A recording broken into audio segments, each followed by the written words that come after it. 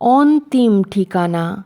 সেদিন গিয়েছিলাম সেই মায়ের ঘরে, যেখানে কেউ নেই, কেবল নীরবতা।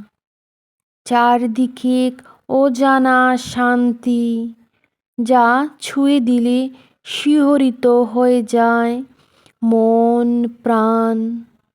এই ঘর একদিন ছিল দীপ্ত, উজ্জ্বল নক্ষত্র রাশির মতো।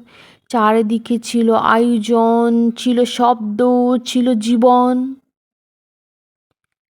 আজ নেই কোনো আয়োজন, নেই কোনো প্রয়োজন, শুধু প্রশ্নেরা দাঁড়িয়ে আছে চারিদিকে।